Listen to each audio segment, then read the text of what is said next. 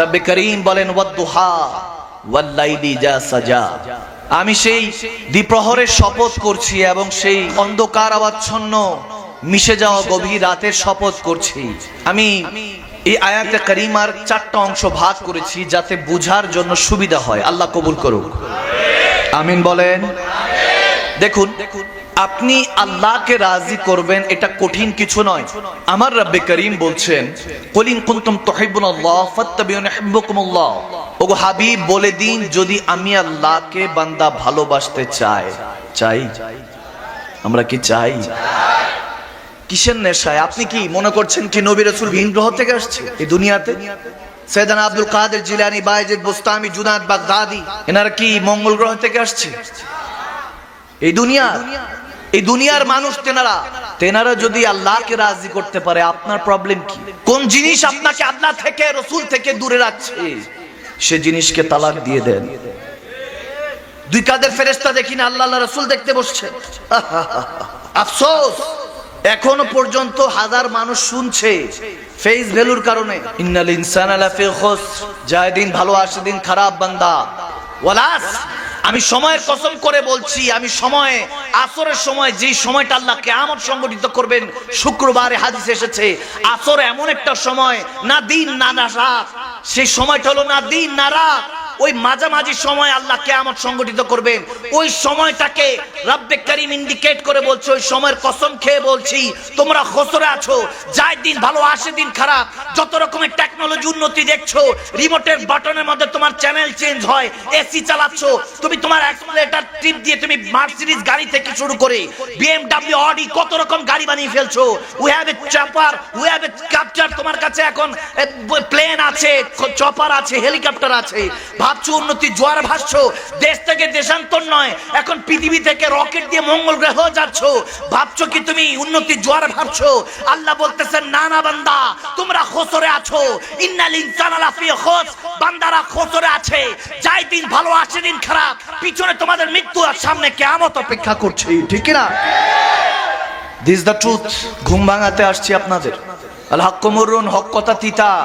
আমার নবী বলেছেন আমরা সেই ঘরানার, আমরাও কার্পণ্য করি না। লাইলিকে এসে একবার কে জানি বলতেছে তুমি দেখতে অনেক সুন্দর, তোমাকে ছাড়া আমি বাঁচবো না।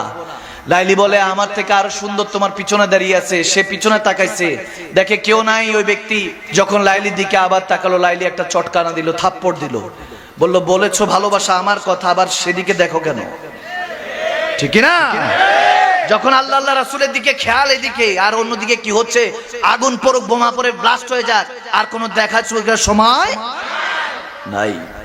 আমার রব্বে করিম বলতেছেন ওগো হাবিব, আমি দ্বিপ্রহরের এবং সে গভীর রাতের শপথ করছি। এখন ইমাম জাফর সাদিক রাদিয়াল্লাহু তাআলা তিনি বলছেন ওয়াদ্দুহা দ্বারা রব্বে করিম মিলাদুন নবী, রাসূল পাকের দুনিয়াতে শুভ আগমনের দিনকে বুঝিয়েছে। সুবহানাল্লাহ।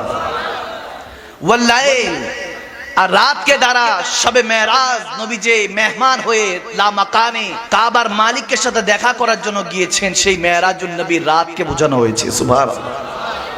ওয়াদ্দুহা ওয়াল লাইলি যা সাজা মিলাদুন নবী কুল বিফাদলিল্লাহি ওয়া বিরহমাতিহি ফাবিযালিকা ফালিয়াফরাহু হুয়া খায়রুম মিম্মা ইয়াজমাউন। রব্বে করিম বলে আমার নবীকে তোমাদের কাছে রহমত হিসেবে পাঠিয়েছি। ওয়া মা আরসালনাকা ইল্লা রাহমাতাল লিল আলামিন, সেই নবীকে পেয়ে খুশি উদযাপন করো। সুবহানাল্লাহ। তোমাদেরকে নামাজ দিয়েছি, দৌলত দিয়েছি, শ্বাস নিঃশ্বাস দিচ্ছি, আমি কিছু চাই নাই তোমাদের কাছে, কিন্তু আমার নবীকে পাঠিয়েছি, সেটার জন্য শুকরগুজার বান্দা হতে হবে, ঠিক কিনা? আমরা কাউকে ভালোবাসলে তো ছোঁয়া তো দূরে থাক, দেখতেও দিব না, ঠিক কিনা? কিন্তু আমার আল্লাহ তো নবীকে ভালোবেসে, যার কারণে দুনিয়াদারি সৃষ্টি করলেন, তেনাকে ভালোবেসে বানিয়ে আবার আমাদেরকে দিয়ে দিয়েছেন। সুবহানাল্লাহ বলেন না? আমার আল্লাহ বান্দাদেরকে ভালোবাসেন কি বাসেন না? বাসেন।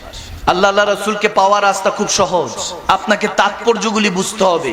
রব্বে করিম 6666 আয়াতের মধ্যে আপনার জন্য আমার জন্য কি রেখেছেন এগুলো বুঝতে হবে। ওয়াদ্দুহা ওয়াল লাইলি যা সাজা, এখানে আবার ইমামগণরা বলেন ওয়াদ্দুহা দ্বারে আমার নবীর নূরে ইলম, আমার নবীর ইলমে গায়েব সম্পর্কে রব্বে করিম বুঝিয়েছে। সুবহানাল্লাহ। ওয়াল লাইল দ্বারা আমার নবীর গোপন ইলমের কথা, আর ওয়াদ্দুহা দ্বারা আমার নবীর জাহিরি ইলমের কথা বোঝানো হয়েছে, ওয়াল্লামাকা মা লাম তাকুন তা'লাম ওয়া কানা ফাদলুল্লাহি আলাইকা আযীমা। আমার আল্লাহ বলেন, ওগো হাবিব, আমি যাকে ভালোবাসি তাকে আমি যা জানি সব জানিয়ে দেই। সুবহানাল্লাহ বলেন না? তাহলে আমার নবীকে আল্লাহ ভালোবাসেন কি বাসেন না? আওয়াজ দেয় না, বাসেন কি বাসেন না? তাহলে নবীকে ইলম দান করেছেন কে? আওয়াজ দেয় না কে? আল্লাহ দিলে আপনার সমস্যা না মোল্লারটা সমস্যা? আল্লাহরটা চলবে না মোল্লারটা? আমাদের মতো মোল্লারটা চলবে না, চলবে কার? আল্লাহ। জাহিরি ইলম ওয়াল লাইল বাতিনি ইলম। আবার আব্দুল হক মুহাদ্দিস দেলবি আলাইহি রাহমাত তিনি বলেন, ওয়াদ-দুহা ওয়াল লাইল দ্বারা বোঝানো হয়েছে যে আমার নবীর চেহারা মোবারক।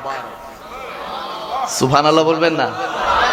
দেখবেন দুপুরের বেলা যখন সূর্যটা আসমানে উঠে থাকে তখন ওই সূর্যের দিকে, ওই দ্বিপ্রহরের দিকে তাকানো যায় না। আওয়াজ দেয় না? রোদের প্রখরতার কারণে দেখা যায় না। ওয়াল লাইল, আমার নবীর জুলফ মুবারক, বাবরি চুল মুবারকের কথা আমার আল্লাহ বলছেন।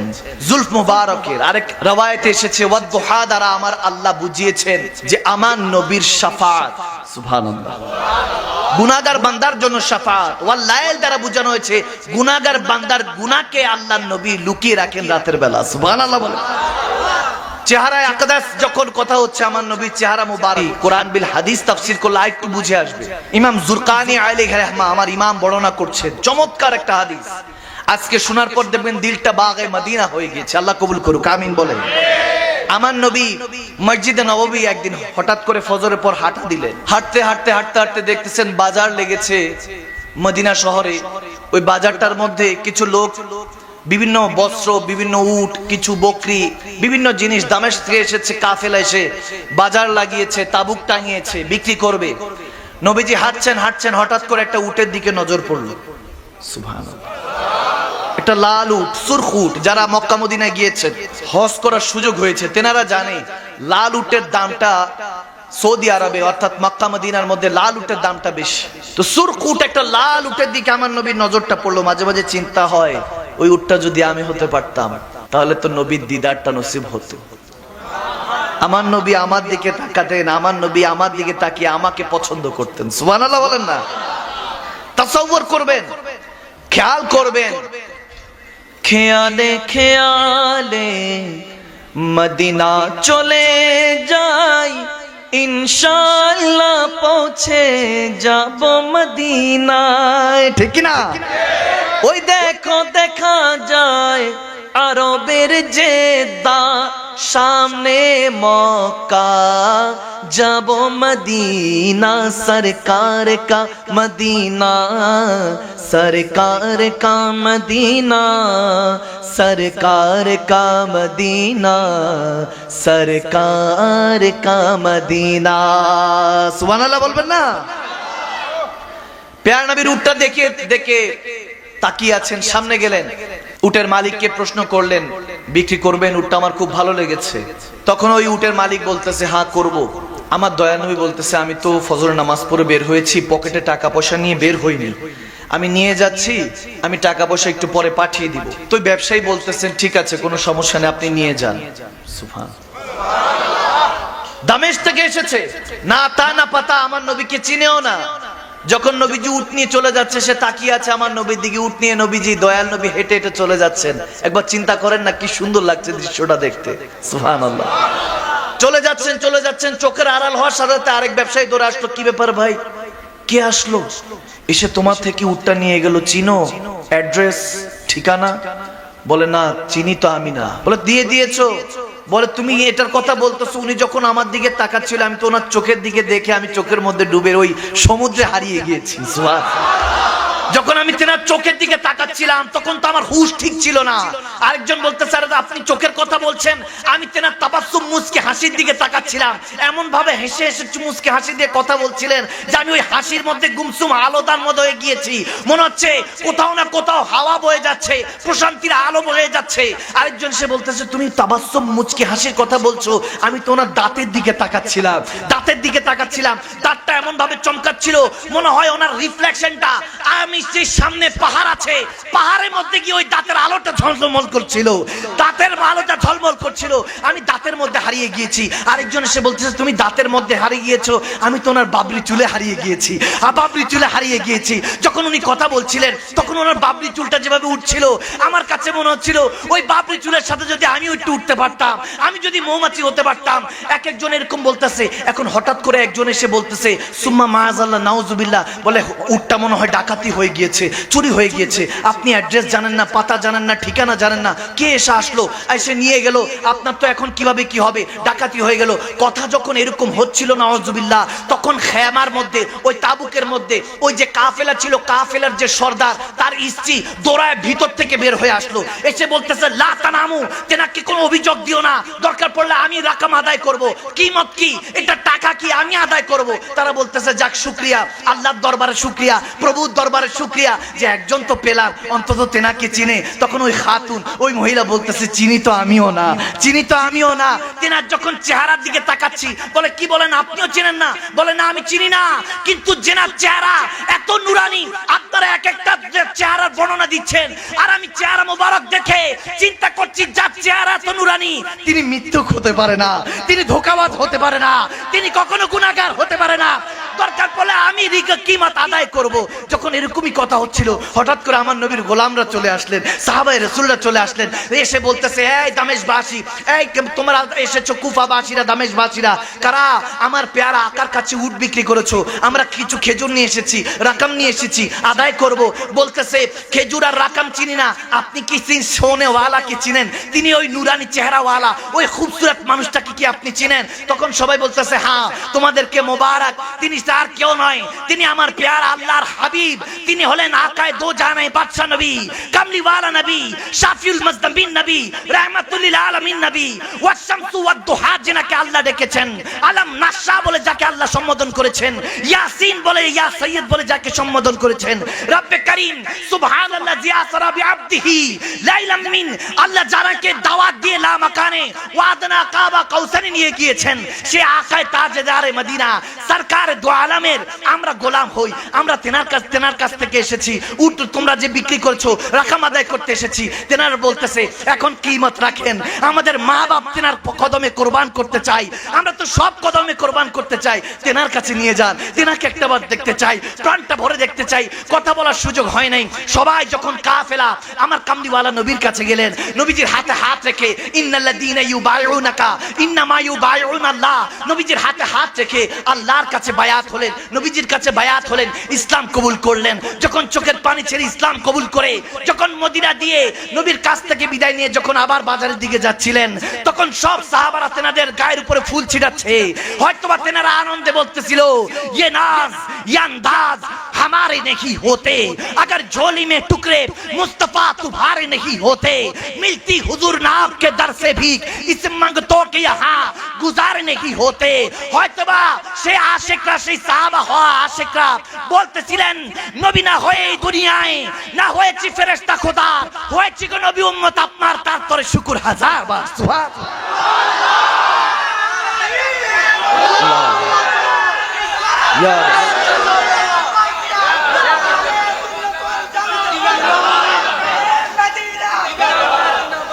খারাপ লাগছে?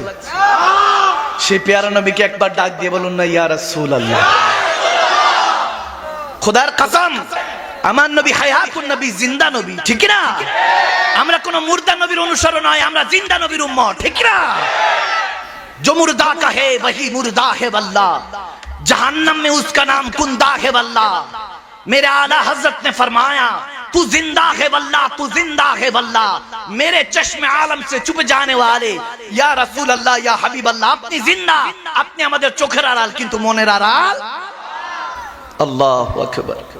ওয়াদ-দুহা ওয়াল-লাইলি যা সাজা, আমার নবীর চেহারা মোবারকের কথা হচ্ছে।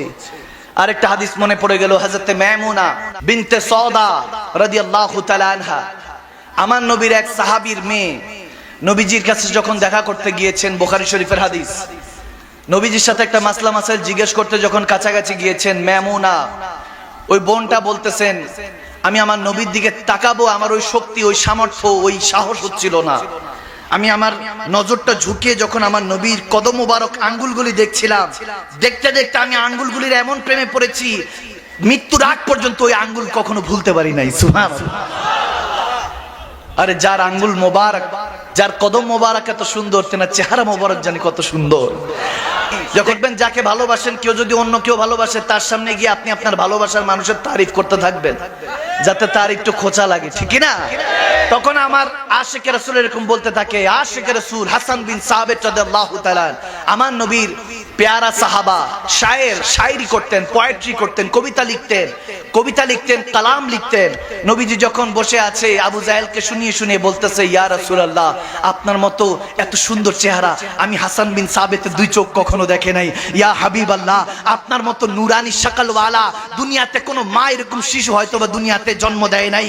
খুলিকতা মুবাররা মিন কুল্লি আইবিন, ইয়া রাসূলুল্লাহ, আমার মনে হয় আল্লাহ কোনো ত্রুটি আপনার মধ্যে রাখে নাই, ত্রুটিহীন, ডিফেক্ট ছাড়া আপনাকে বানিয়েছে। কান্নাকা কাত খুলিকতা কামা তাশাউ, ইয়া রাসূলুল্লাহ, আমার মনে হয় আপনি যেমনটা চেয়েছেন রব্বে কারীম আপনাকে তেমনটা বানিয়েছে। আরে কেউ হাসিন বলেছে, হাসান বলেছে, জামিল বলেছে, জামাল বলেছে, আর কেউ ওয়াদুহা বলেছে, ওয়াল্লাইল বলেছে। আশিক রাসূলরা যখন বলেছে, তখন বলেছে যে চমক তুঝসে পাতে हैं सब पाने वाले, मेरा दिल भी चमका दे चमकाने वाले, तू जिंदा है वल्लाह, तू जिंदा है वल्लाह, मेरे चश्मे आलम से छुप जाने वाले, मैं मुजरिम हुआ का मुझे साथ ले लो, कि रास्ते में है जावा जा खाने वाले, रजा नफ्स दुश्मन न दम में न आना, ए घबराने वाले घबरा जाने वाले। আমার নবীর ক্ষেত্রে যে বলেছেন, যে হাসান বলেছেন, হাসিন বলেছেন, কেউ দূর থেকে দেখে জামিল বলেছেন, জামাল বলেছেন, কেউ কাছ থেকে দেখে হাসান বলেছেন, হাসিন বলেছেন, কেউ জান কোরবান করেছেন। এমন কি এরকমও শোনা যায়, আমার নবী যখন ডাক দিয়েছেন বাসর রাত্রিতে ছেড়ে, হানজালা রাদিয়াল্লাহু তাআলা নিজের স্ত্রী নবদুলহানকে ছেড়ে যুদ্ধের ময়দানে গিয়ে নবীর জন্য, আল্লাহর জন্য শাহাদাতের জাম পান করেছেন, ঠিক না? আল্লাহু আকবার।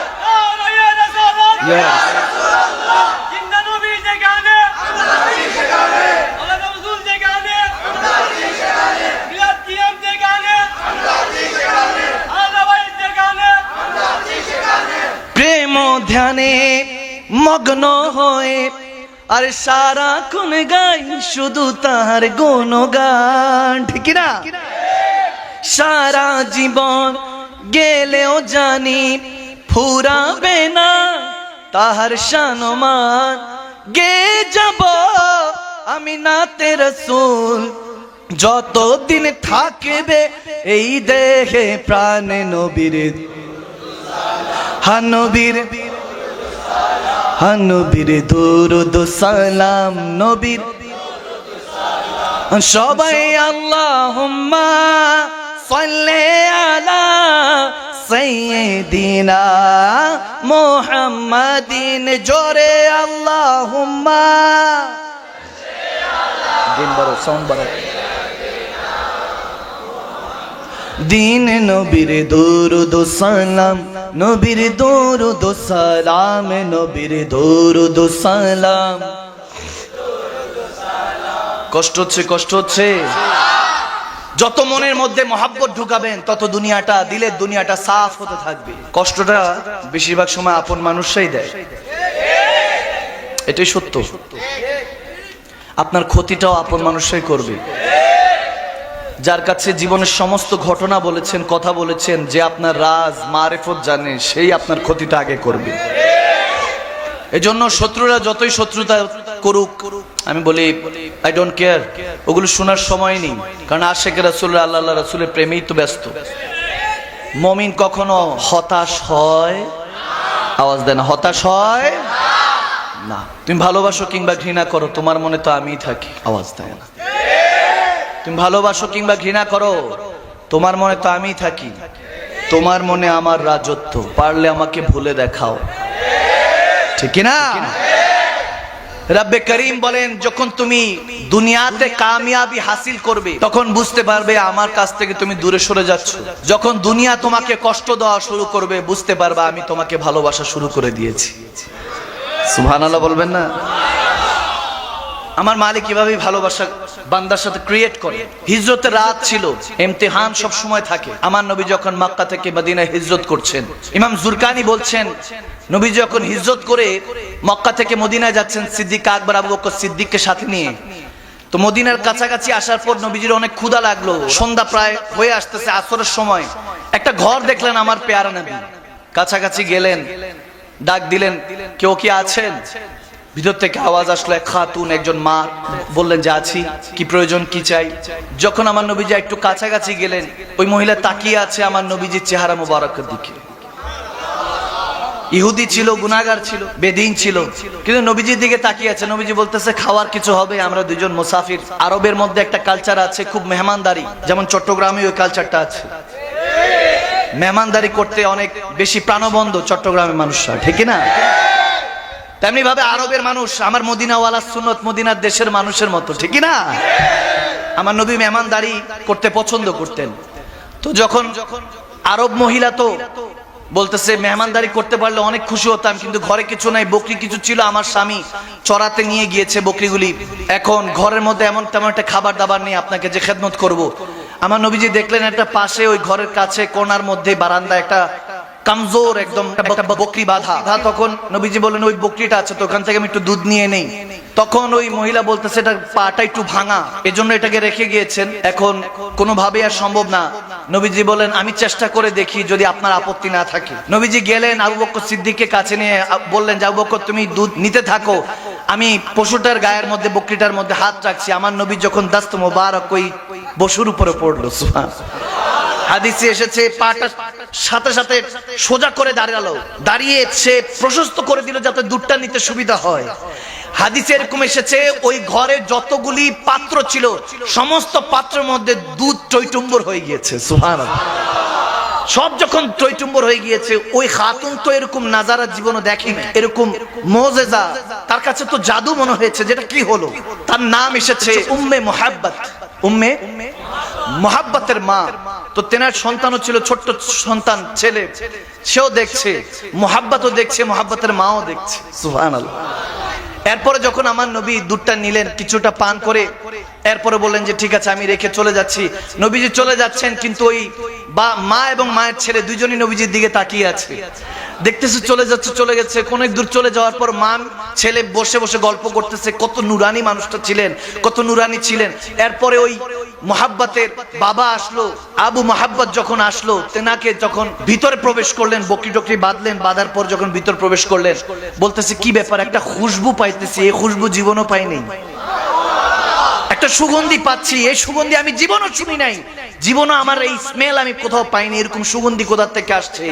তখন ওই খাতুন বলতে লাগলেন যে হে স্বামী, হে আমার প্রিয়তমা, আপনাকে কি বলবো, কে জানি একজন এসেছিলেন, কে জানি এসেছিলেন, মানুষের মতো চলতে, যত দূর থেকে দেখছি তত প্রেমে পড়ছি, যখন কাছে দেখেছি তখন আপন মনে হচ্ছিল, এত আপন মনে হচ্ছিল। দুইটা শব্দ বলে, দূর থেকে দেখছি তত তত ভালো লাগছে, খুবসুরত লাগছে, সুন্দর লাগছে, জামিল লাগছে, হাসান লাগছে, হাসিন লাগছে, কিন্তু যখন কাছে আসছেন তখন বেশি বেশি আপন মনে হচ্ছিল।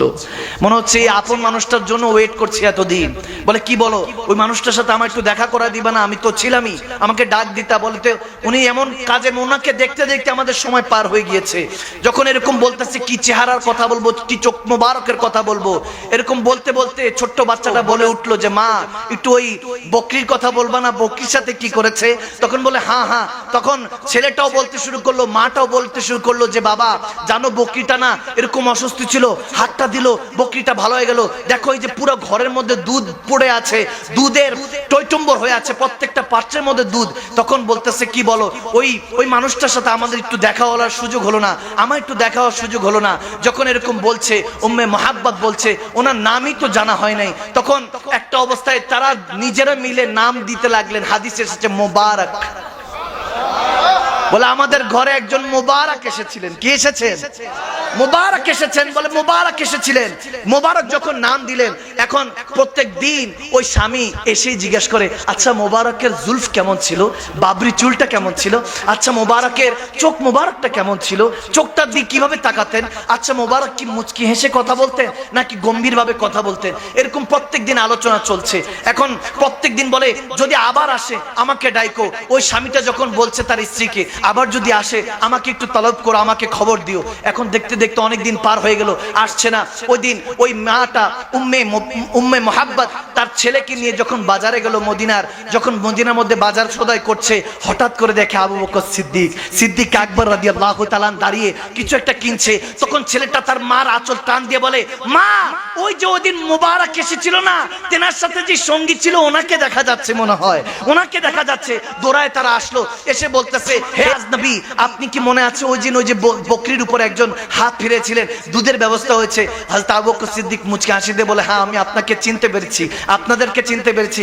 বাচ্চাটাকে আদর করে দিলেন। বলেন কি চাই? বলে ওই ওনাকে মোবারক কোথায়, মোবারকের সাথে দেখা করতে চাই। আবু বকর সিদ্দিক একটু স্ট্রেঞ্জ হলেন, অবাক হলেন। বলে মোবারক কে? হু ইজ মোবারক? মোবারকটা কে? আমার নবীর নাম যে তারা বসে বসে মোবারক দিয়ে রেখেছে, প্রিয়তমা দিয়ে রেখেছে, তার তো আর জানা নেই। বলতেছে কোন মোবারক? বলে ওই যে উনি যে এসেছেন ওনার নাম তো আর জানা নেই, ওই যে জেনার চেহারা তো নুরানি। মুচকি হাসি দিয়ে সিদ্দিক আকবর বলতেছে, হ্যাঁ ওনার নাম মুহাম্মদ মুস্তাফা সাল্লাল্লাহু তাআলা আলাইহি সাল্লাম। তিনি ইসলামের পয়গম্বর, তিনি আমাদের নেতা, আমাদের পয়গম্বর, আমাদের দয়াল নবী, রাহমাতুল লিল আলামিন নবী, আল্লাহর হাবিব। যখন এই কথা বলছে, বলে আমরা যেতে চাই। দৌড়ায় মা ছেলে সিদ্দিক আকবরের সাথে আমার নবীর কদমে গেল। নবীর কদমে পড়ে তারা কালমা পড়ে মুসলমান হয়ে গেল। যখন মুসলমান হয়ে ঘরে ফিরছে, এখন বাবা আসলো, ওই স্বামীটা আসলো, এসে বলতেছে, কি গো তোমার চেহারা দেখে এত নুরানি মনে হচ্ছে কেন? মনে হচ্ছে তিনি কি এসেছেন নাকি? তিনি কি এসেছেন? বলে না না, তিনি আসেন নাই, বরং তেনাকে আমরা পেয়ে গিয়েছি, তেনাকে খুঁজে নিয়েছি। তিনি মদিনারই এক গলিতে থাকেন, অলি গলিতে থাকেন, মুস্তাফা নাম, তেনার নাম মুহাম্মদ। বলে কি বলো, আমাদের মোবারকের নাম মুহাম্মদ, নামটাও তো মোবারক, নামটাও তো মোবারক। মুহাম্মদ মানি তো হলো যার সবসময় খেদমত করা যায়, প্রশংসা করা যায়। তেনার নাম মুহাম্মদ মাখদুম। বলতেছে সেই মোবারক মুহাম্মাদের কাছে যেতে চাই। তখন বলতেছে, হ্যাঁ চলো চলো।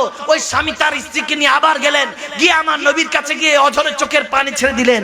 বললেন, ইয়া রাসূলুল্লাহ, ইয়া হাবিবাল্লাহ, আপনি আমাদের ঘরে এসেছিলেন, এরকম কেউ আসে নাই। হাদিস এসেছে ওই বকরি হযরত ওমরের খেলাফতের পর্যন্ত ওই বকরি ছিল। যখন দুর্ভিক্ষ একটা সময় পড়েছিল, যখন কোথাও পানি পাওয়া যাচ্ছিল না, হযরত ওমর বলতেছেন ওই বকরি উম্মে ও মুহাব্বতের ঘর থেকে ওই বকরির দুধ মুসলমানদেরকে সাপ্লাই দেওয়া হয়েছে, মুসলমানদের ব্যবস্থা করা হয়েছে পান করার জন্য। ওই অবস্থা হয়েছে। এজন্য এটাই বলতে চাই, আগাজ দিতে চাই, আমরা যদি সেই নবীর উম্মত হতে যাই, সে তো ইহুদি ছিল, কলমা পড়ে তারা মুসলমান হয়েছে, আমরা তো রেডিমেড উম্মত। আমরা যদি নবীর নামে ফিদা হই, আল্লাহ আপনাকে বান্দা থেকে বন্ধু বানাতে দেরি হবে না। মালিক আপনাকে আরশ থেকে ডাক দিয়ে বলবে, ওগো কামলিওয়ালা নবী, আপনি মদিনায় কি করছেন? যান যান, আজকে চট্টগ্রামের সীতাকুণ্ডের মধ্যে একটা মজলিস সাজানো হয়েছে। আজকে যখন তারা মুনাজাত দিয়ে ঘরে যাবে, দুনিয়ার চোখটা বন্ধ করতে দেরি হবে না, আমি রব্বে কারীম তার কিসমতের চোখটা খুলে দিব। জান ইয়া রাসূলুল্লাহ বলে তারা চিৎকার দিয়েছে। আজকে তাদের সাথে দেখা করে তাদের সিনাকে মদিনার আয়না বানিয়ে দেন। আল্লাহ